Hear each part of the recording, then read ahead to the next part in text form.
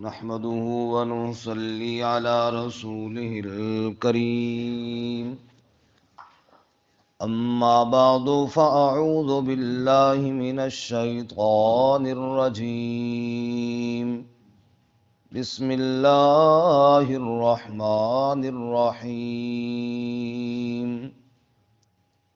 فما كان جواب قومه إلا أن قالوا اقتلوه أو حرقوه فأنجاه الله من النار إن في ذلك لآيات لقوم يؤمنون وقال إنما اتخذتم من دون الله أوثانا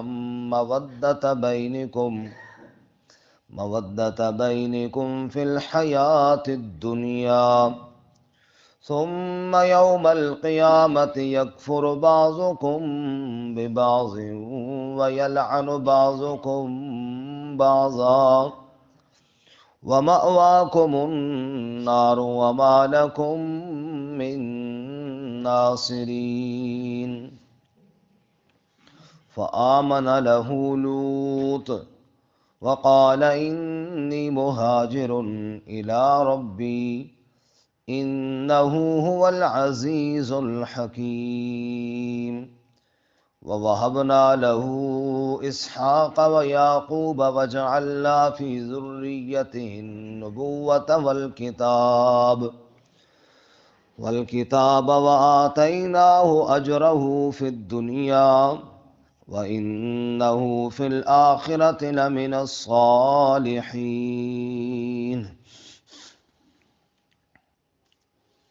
فما كان جواب قومه پس نہ تھا جواب ان کی قوم کا یعنی ابراہیم علیہ السلام کی قوم کا الا ان قالوا قتلوه سوائے اس کے کہ انہوں نے کہا قتل کر دو اس کو او حرقوه یا جلا ڈالو اس کو فانجاه اللہ من النار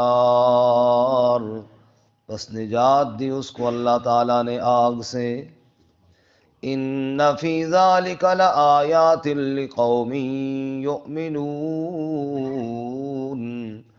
بے شک اس میں نشانیاں ہیں اس قوم کے لیے جو ایمان رکھتے ہوں وقال انما اتخذتم من دون اللہ اوثانا اور حضرت نے فرمایا بے شک تم نے ٹھہرائے اللہ کے علاوہ بت مودت بینکم فی الحیات الدنیا آپس کی دوستی کے لیے دنیا کی زندگی میں ثم یوم القیامہ پھر قیامت کے دن یکفر بعضکم ببعض انکار کرے گا تمہارا بعض کے ساتھ وَيَلْعَنُ بَعْضُكُمْ بَعْضًا اور لعنت کرے گا بعض تمہارا بعض کو وَمَأْوَاكُمُ النَّارُ اور ٹھکانہ تمہارا آگ ہوگا وَمَا لَكُمْ مِن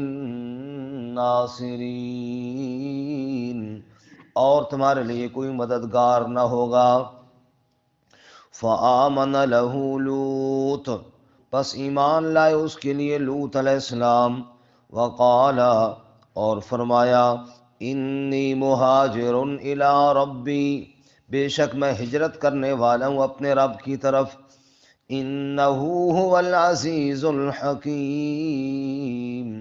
بے شک وہ غالب حکمت والا ہے ووہبنا له اسحاق ویعقوب اور عطا کیا ہم نے ان کو اسحاق اور یعقوب علیہم السلام وجعلنا فی ذریتہ النبوۃ والکتاب اور ہم نے ان کی اولاد میں نبوت اور کتاب کو بنایا وآتیناہ اجرہ فی الدنیا اور دیا ہم نے اس کو اجر اس کا دنیا میں وَإِنَّهُ فِي الْآخِرَةِ لَمِنَ الصَّالِحِينَ اور بے شک وہ آخرت میں بھی نیکوکاروں میں سے ہوگا سبحان ربک رب العزت عما یصفون وسلام علی المرسلین والحمد للہ رب العالمین.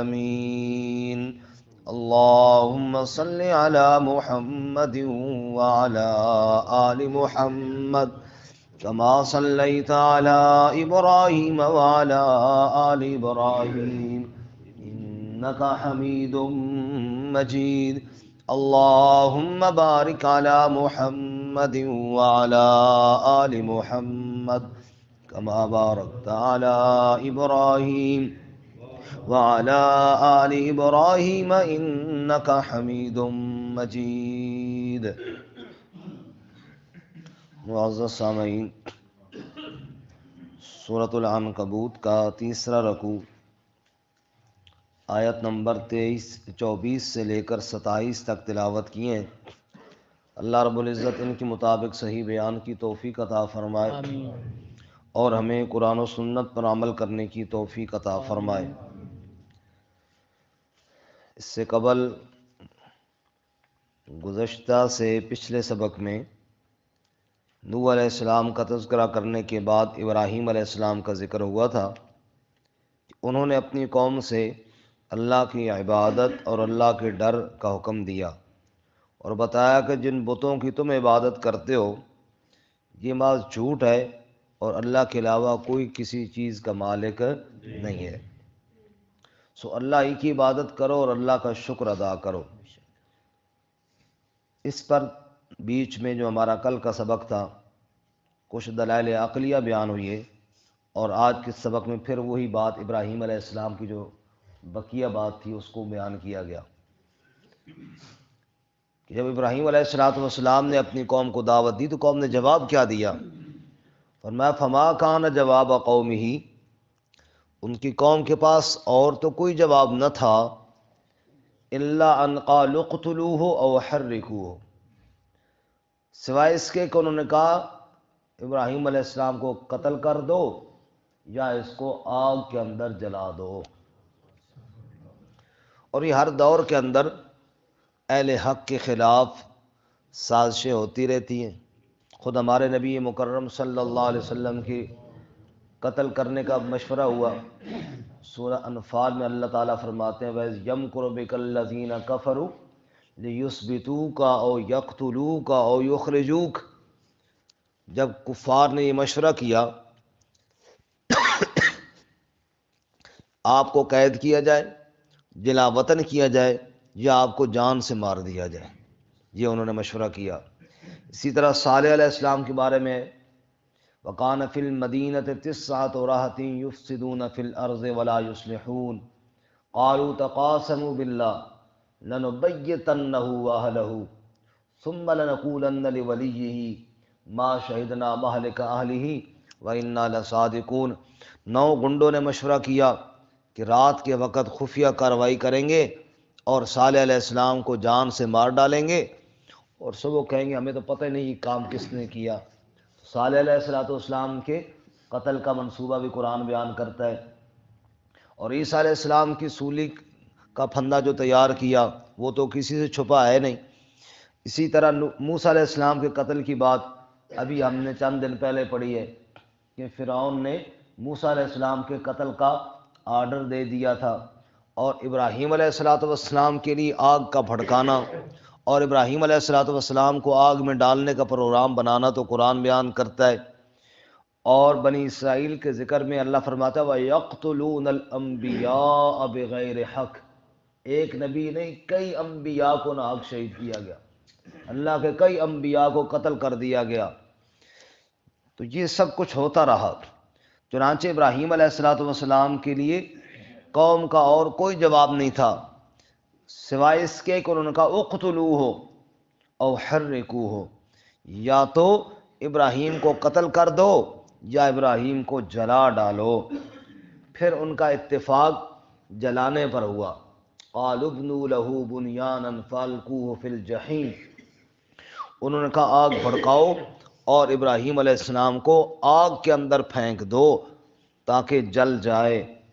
اور اس پر متفق ہوئے اور آگ بھڑکائی گئی اور ابراہیم علیہ السلام کو آگ میں ڈالا گیا اور اس موقع پر ابراہیم علیہ السلام نے کہا حسبی اللہ لا الہ الا ہو، مجھے میرا اللہ کافی ہے، جس کے علاوہ کوئی الہ نہیں ہے۔ اللہ تعالیٰ نے اپنے ابراہیم خلیل کے لیے بھڑکتی ہوئی آگ کو گلزار بنا دیا۔ قلنا یا نار کونی بردا وسلاما علی ابراہیم، اللہ کہتے ہم نے آگ کو ٹھنڈی اور سلامتی والا بنا دیا ابراہیم علیہ السلام کے لیے، اور ان کے ارادوں کو ہم نے خاک میں ملا دیا، اور ہم نے اپنے خلیل کی حفاظت فرما لی۔ سبحان اللہ۔ فما كان جواب قومه الا ان قالوا اقتلوه او حرقوه، اور تو کوئی جواب نہ تھا، دلائل کا تو کوئی جواب نہ تھا، دھمکیوں پر آئے یا تو قتل کرو ابراہیم کو یا جلا ڈالو ابراہیم کو۔ فانجاہ اللہ من النار، سو اللہ نے ان کو آگ سے نجات دے دی۔ آگ کا کام جلانا ہے، لیکن جب اللہ تعالیٰ کا امر آئے تو پھر وہی آگ گلزار بن جاتی ہے۔ پانی کا کام ڈبونا ہے، جب اللہ کا امر آئے تو قوم موسیٰ کے لیے پانی خشک پہاڑوں کے ٹکڑوں کی طرح کھڑا ہو جاتا ہے۔ چھری کا کام کاٹنا ہے، لیکن جب اسماعیل کے گلے پر چلے اور اللہ کہے کاٹنا نہیں ہے تو ایک بال کو بھی نہیں توڑتی۔ یہ ساری کائنات کے تمام چیزوں پر اصل حکم میرے رب کا چلتا ہے۔ اس لیے اللہ فرماتے ہیں انہوں نے تو پروگرام بنایا جلانے کا، فانجاہ اللہ من النار، اللہ نے ان کو آگ سے نجات عطا فرمائی۔ ان فی ذالک لآیات لقوم یؤمنون، بے شک اس میں نشانیاں ہیں ایمان والی قوم کے لیے۔ اگر آپ غور فرمائیں تو ان فی ذالک لآیات جمع کا صیغہ استعمال کیا، یعنی اس واقعے میں ایک نشانی نہیں کئی نشانیاں ہیں، بے شک۔ اس ایک واقعے میں کئی نشانیاں ہیں۔ مثلا ابراہیم علیہ السلام کا چلو بچ جانا، یہ بھی تو نشانی ہے ہی ہے، آگ کا گلزار بن جانا یہ بھی نشانی ہے، اور پھر ابراہیم علیہ السلام جب وہاں سے بچ گئے تو پھر آگے وہ قتل کر دیتے، حملہ آور ہو جاتے، کچھ کر لیتے، لیکن کچھ بھی نہ کر سکے، پھر ان کے ہاتھوں سے بچا لینا یہ ایک الگ نشانی ہے، اور اپنے خلیل کی حفاظت کرنا۔ اللہ فرماتے ہیں ایک ایک واقعے میں کئی کئی نشانیاں ہیں، اگر کوئی غور کرنے والا تو ہو۔ اللہ ہمیں غور کرنے کی توفیق عطا فرمائے۔ وقال انما اتخذتم من دون اللہ اوثانا مودۃ بینکم فی الحیات الدنیا، حضرت خلیل اللہ نے فرمایا بے شک اللہ کو چھوڑ کر جن بتوں کو تم نے معبود بنا رکھا ہے، جن کے سامنے تم جھکتے ہو، جن کی تم عبادت کرتے ہو، مودۃ بینکم فی الحیات الدنیا، یہ دوستی دنیا کی زندگی میں ہے، اپنے ماں باپ کے کہنے پر، بہن بھائیوں کے کہنے پر، دوستوں کے کہنے پر، دیکھو دیکھی تم بھی شرک کرنے کے اندر لگ گئے ہو، یہ سب دنیا کی زندگی کی دوستیاں ہیں۔ ثم یوم القیامہ، پھر جب قیامت کا دن آئے گا، یکفر بعضکم ببعض، بعض تمہارا بعض کا انکار کرے گا، دوستیاں ساری ختم ہو جائیں گی، وَيَلْعَنُ بَعْضُكُمْ بَعْضًا، صرف انکار ہی نہیں ہوگا بلکہ بعض پر لعنت کریں گے۔ اس دوستی کا کیا فائدہ جو کل ایک دوسرے پر لعنت کر رہی ہو۔ دوسری جگہ اللہ تعالیٰ فرماتے ہیں نا 25ویں پارے میں، الْأَخِلَّاءُ يَوْمَئِذٍ بَعْضُهُمْ لِبَعْضٍ عَدُوٌّ إِلَّا الْمُتَّقِينَ، بڑے گہرے دوست، بڑے پیارے دوست دنیا میں جن کے بغیر نہیں رہ سکتے تھے، ماں باپ کو ناراض کیا دوستوں کی وجہ سے، اللہ کو ناراض کیا دوستوں کی وجہ سے، رسول اللہ صلی اللہ علیہ وسلم آپ کو ناراض کیا دوستوں کی وجہ سے۔ اللہ فرماتا الاخلاء، بڑے گہرے دوست، آج دشمن بنے ہوئے ہیں الا المتقین، آج دوستی قائم ہے تو صرف تقوی والی دوستی قائم ہے۔ اللہ ہم سب کو نصیب فرمائے۔ آمین۔ ساتھی جاگ رہے ہیں، ذرا بولا کریں آگے سے، بالکل آج تو خاموشی چھا گئی ہے۔ نہیں آپ کا دل کرتا کہ یہ دوستی قائم رہے تقوی والی، اور دن قیامت کے اللہ اپنے عرش کا سایہ نصیب فرمائے؟ جن کا دل کرتا ہے زور سے آمین کہیں۔ اللہ ہم سب کو نصیب فرمائے۔ باقی ساری دوستیاں ختم ہو جائیں گی، تقوی والی دوستی اس دن بھی قائم رہے گی، اور اللہ فرمائیں گے کہ وہ رجلان تحابا فی اللہ، وہ بندے جنہوں نے اللہ کی رضا کے لیے محبت کی آپس میں، آج وہ میرے عرش کے سائے کے نیچے آ جائیں۔ اس دن اللہ ان کو اپنے عرش کا سایہ نصیب فرمائے گا۔ اس لیے یہاں پہ اللہ کیا فرماتے ہیں؟ قیامت کا دن ہوگا، یہ جن دوستوں کی وجہ سے شرک کر رہے ہو نا، یا جن بتوں سے محبت کر کے اور بتوں کے ساتھ دوستی لگا کے رب کا در چھوڑ رہے ہو، یہ دوستیاں ختم ہو جائیں گی اور ایک دوسرے پر لعنت کریں گے۔ دوسری جگہ اللہ تعالیٰ نے فرمایا نا، جہنمی جب جہنم میں جائیں گے، ایک گروہ وہ ہوگا جنہوں نے الٹے راہ پہ لوگوں کو چلایا، دوسرا وہ جو ان کے پیچھے چلا، کلما دخلت امت لعنت اختہا، ایک گروہ دوسرے گروہ پر لعنت کرے گا، حتی اذا دارکوا فیہا، پھر جھگڑیں گے جہنم میں۔ ایک کہے گا یا اللہ ہاؤلا، یہ وہ لوگ ہیں جنہوں نے ہمیں گمراہ کیا، ان کو ڈبل عذاب دے۔ وہ کہیں گے یا اللہ یہ بھی تو تیری بات نہیں مانتے تھے، ان کو بھی ڈبل عذاب دے۔ قال لکل ضعف، اللہ فرمائے گا دونوں گروہوں کے لیے ڈبل عذاب ہوگا، کیونکہ دونوں نے میرے احکامات کو چھوڑ دیا تھا۔ اللہ ایسی دوستی سے محفوظ فرمائے۔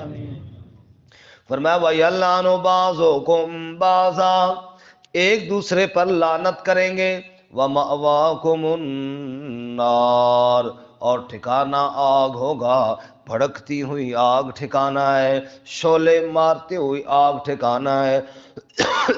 وَمَا لَكُمْ مِن نَاصِرِينَ، اور کوئی ان کا مددگار نہیں ہوگا۔ دنیا کی لذتیں ادھر ہی رہ جائیں گی، اکیلا جہنم کے اندر پکڑا ہوا ہوگا۔ اللہم اجرنا من النار۔ اب یہ ابراہیم علیہ السلام کی دعوت ہے، لیکن لوگ ایمان نہیں لا رہے۔ فآمن لہ لوط، پس ایمان لائے لوط علیہ السلام۔ اکثر مفسرین کے نزدیک لوط علیہ السلام بھتیجے تھے ابراہیم علیہ السلام کے، ورنہ قریبی رشتہ دار تو تھے، گاؤں کے بھی تھے، یہ ایمان لے آئے۔ فآمن لہ لوط، لوط علیہ السلام ایمان لے آئے، اور یعنی اکثر لوگ ایمان نہ لائے۔ وقال انی مہاجر الی ربی، حضرت ابراہیم نے فرمایا بے شک میں ہجرت کرنے والا ہوں اپنے رب کی جانب۔ مفسرین فرماتے ہیں جب آگ والا واقعہ ہو گیا اور اس کے باوجود بھی وہ ایمان نہ لائے، اتنا بڑا معجزہ دیکھا کہ آگ بھڑکتی ہوئی ہے اور ابراہیم محفوظ ہیں، پھر بھی ایمان نہ لائے، تو ابراہیم علیہ السلام نے سوچا کہ اب تو ان کو مزید سمجھانا بیکار ہے، جو اتنے بڑے معجزات دیکھنے کے باوجود بھی ایمان نہیں لائے، کب ایمان لائیں گے؟ تو لہٰذا یہاں سے ہجرت کر لینی چاہیے۔ چنانچہ ابراہیم علیہ السلام نے ہجرت فرمائی، اور جیسا کہ مفسرین لکھتے ہیں کہ آپ کے ساتھ آپ کی بیوی حضرت سارہ بھی تھی اور لوط علیہ السلام بھی تھے، اور آپ عراق کے علاقے سے شام کی جانب ہجرت کر کے تشریف لے گئے۔ فآمن لہ لوط وقال انی مہاجر الی ربی، فرمایا میں ہجرت کر کے جا رہا ہوں الی ربی، کس کی طرف؟ اپنے رب کی طرف جا رہا ہوں۔ انہ هو العزیز الحکیم، بے شک وہ حکمت والا بھی ہے، وہ غلبے والا بھی ہے، غالب بھی اللہ اور حکیم بھی اللہ۔ اللہ فرماتے ہیں جو میرے لیے قربانیاں دیتے ہیں ہم ان کی نسلوں کے اندر بھی دین کو زندہ رکھتے ہیں، نسلوں میں بھی دین کو زندہ رکھتے ہیں۔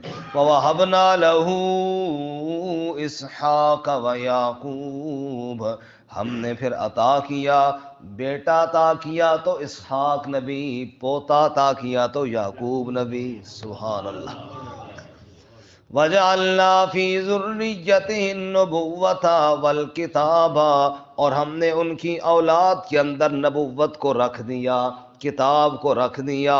وَآتَيْنَاهُ أَجْرَهُ فِي الدُّنْيَا، یہ اولاد کا نیک ہونا یہ بھی اللہ کی بہت بڑی نعمت ہے، بہت بڑا انعام ہے۔ اللہ ہم سب کی اولاد کو نیک فرمائے، فرما بردار بنائے، اللہ کے بھی فرما بردار ہوں اور ماں باپ کے بھی فرما بردار ہوں۔ اولاد ہے ایسی تو اللہ کی نعمت ہے، اور اگر باغی اور نافرمان اولاد ہے تو بہت بڑی اللہ کی پکڑ بھی ہے، اللہ کا بہت بڑا عذاب بھی ہے، اللہ اس سے محفوظ فرمائے۔ آمین۔ اللہ فرماتے ہیں ہم نے خلیل اللہ کو بیٹا بھی نبی دیا، پوتا بھی نبی دیا ہے، فرمایا نسل در نسل نبی دیے۔ رسول اللہ صلی اللہ علیہ وسلم سے پوچھنے والے نے پوچھا مل کریم یا رسول اللہ، عزت دار کون ہے اے اللہ کے سچے رسول صلی اللہ علیہ وسلم؟ تو حضور نے فرمایا یوسف نبی اللہ، یوسف اللہ کے نبی بڑے شاندار اور عزت دار لوگ ہیں، اس لیے کہ یوسف علیہ السلام بیٹے ہیں یعقوب علیہ السلام کے، یعقوب علیہ السلام بیٹے ہیں اسحاق علیہ السلام کے، اسحاق علیہ السلام بیٹے ہیں ابراہیم علیہ السلام کے، خود بھی اللہ کے نبی، باپ بھی اللہ کا نبی، دادا بھی اللہ کا نبی اور پردادا بھی اللہ کا نبی۔ سبحان اللہ، کیسے اللہ نے سلسلہ جاری فرمایا۔ اس لیے اللہ فرماتے ہیں وَجَعَلْنَا فِي ذُرِّيَّتِهِ النُّبُوَّةَ وَالْكِتَابَ، ہم نے ان کی اولاد میں نبوت اور کتاب کو رکھ دیا، وَآتَيْنَاهُ أَجْرَهُ فِي الدُّنْيَا، اور ہم نے دنیا میں بھی اجر دیا، وَإِنَّهُ فِي الْآخِرَةِ لَمِنَ الصَّالِحِينَ، اور سنو میرا خلیل آخرت میں بھی میرے برگزیدہ بندوں میں سے ہوگا۔ دنیا بھی بن گئی اور آخرت بھی بن گئی، اس لیے جامع دعا یہ ہے اللہ سے کرنی چاہیے، ربنا آتنا فی الدنیا حسنہ وفی الآخرۃ حسنۃ وقنا عذاب النار، اے ہمارے رب ہمیں دنیا کی بھلائی بھی عطا فرما اور ہمیں آخرت کی بھلائی بھی عطا فرما اور ہمیں آگ کے عذاب سے محفوظ فرما۔